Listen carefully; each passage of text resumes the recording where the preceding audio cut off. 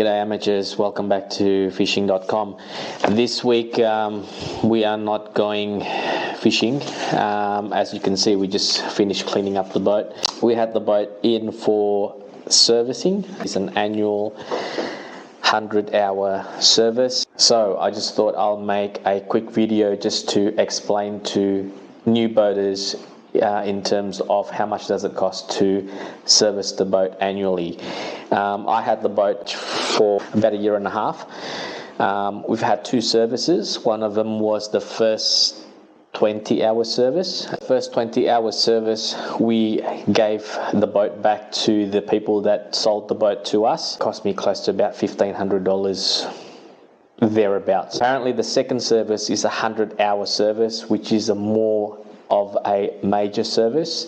Second service also includes the antifoul, because the boat is basically being in the water all the time.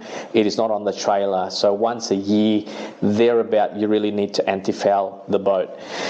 So the bill, the total bill basically came back at $3,608. That's including GST. For about $1,000, it is worth on the actual labor itself. We've had a battery problem, as you all know. The boat is still experiencing a battery problem at this stage. We did ask them to look into it, and believe me, they charged me. They charged me 2 lots of 2-hour block for that particular diagnosis, and they charged me $300 for that. So including the actual outboard servicing for the 100-hour annual service, that's an extra $770.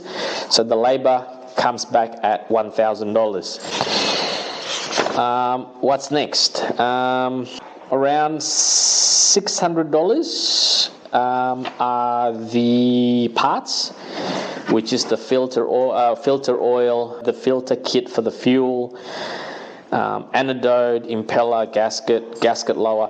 Mate, to be honest with you, I don't even know what these are, to be honest. I'm not a mechanic. I have no idea in terms of if all these parts are required and if all these parts are being replaced. I'm assuming they are, because these guys are actually quite reputable marine service people. These guys are from the Superior Marine Service in Birkenhead, which is in the marina that I stored the actual boat. Including the lube oil, so on and so forth, that comes down to $600. So all up together with the labor, that's $1,600 is there. Now, there's still another $2,000 which have not been accounted for, and that is the antifoul. With the antifoul, $1,600 is the antifoul, which it says here, antifoul includes lift and launch, hard stand cradle, pressure wash and scrape, wet sand, entire hull to waterline, acid wash, antifoul hull, prep masks, antifoul hull, 2 coats of Micron extra plus a third along the waterline leading edge. That's about $1,600, which is to re-antifoul for the second time on the second year. And I've also asked them to raise the waterline of the antifoul. So what happened was, when I purchased this particular boat, they have a standard antifoul line, And obviously I've installed, as you know, I've installed a lot of things in the boat, including the Minn Kota. With that Minn Kota alone, that came to about 100 kilos inside the boat, because there were 3 batteries to be installed with the Minn Kota, and obviously the actual plate of it, the plate that's holding the Minn Kota, so on and so forth. That's a good, roughly about 80 to maybe 100 kilos on the boat from the actual original boat that was empty. So obviously the boat sinks down a little bit into the water, which the original antifoul was just underneath the waterline. So what's been happening over the past year is that we've got barnacles growing just above the waterline of the antifoul and all along the boat, which is really ugly. And so what happened was, I told them that we need to re-antifoul and we need to raise it above the waterline. So that cost me an extra $400 on that. So again, $1,600 for the servicing and parts, and $1,600 for the re-antifoul, and $400 to raise the waterline, which ended up to be $3,600 all up. There are cheaper options from other mechanics. The one that I've got a quote from is that, number one, I've got a quote from the original people that sold me the boat. Their quote, I'm just comparing apple to apple here, guys, meaning servicing 100-hour service, re-antifoul, and raising the waterline antifoul. The first mob that I bought the boat from, they gave me a quote of roughly around $5,000. And these guys from the Birkenhead, they gave me a quote of $3,600. So there's a good $1,400 worth of savings there. There is another mob who is a Mercury dealership as well, and these people are in St. George, which means that I have to take the boat. There's a good, I think, 40 nautical miles that I have to travel up there. I've calculated all the fuels and whatnot. Obviously, it's going to cost me an extra $500 in fuel back and forth 2 ways. And the problem is that I have to find a really good weather, because we are traveling across the headlands from Sydney Harbour towards St. George. And that travel, I really have to find a good time for that. Now, those people came back, I think, at a quote of roughly about $2,000. So there's another $1,500 worth of savings there. Don't ask me why, in terms of why these people are charging.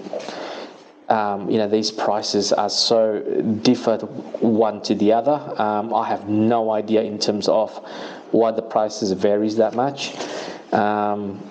But the one at St. George came back at $2,000, just slightly a tad over $2,000. Obviously, I have to account petrol for it, which is another $500. I'm not even accounting for my time yet, which therefore I think I have to waste a full day, actually 2 full days of my time, because I have to take it there and I have to find transportation to get me back towards the city again.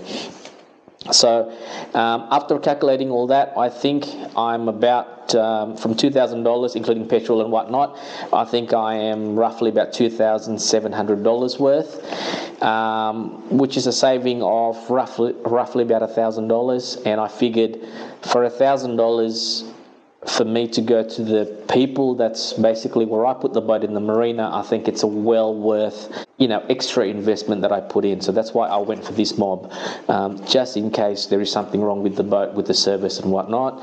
I can always easily knock on their doors and tell them about the problem, and they can actually come in and see the boat themselves, rather than the one at St. George. Then obviously I have to drive all the way there, and they might not even get the mechanic in on time to actually have a look at my boat. So for $1,200, I thought, like, I'm willing to pay a little bit of extra just to get that security in terms of warranty purposes from the service.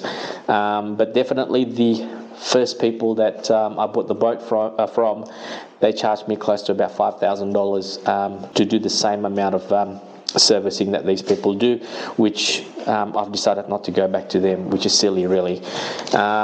So yeah, so in today's video, I just thought that I'll let you know that we did a bit of cleaning in the morning, and 3 of us were there. As you can see, we basically washed the boat down from top to bottom, inside out.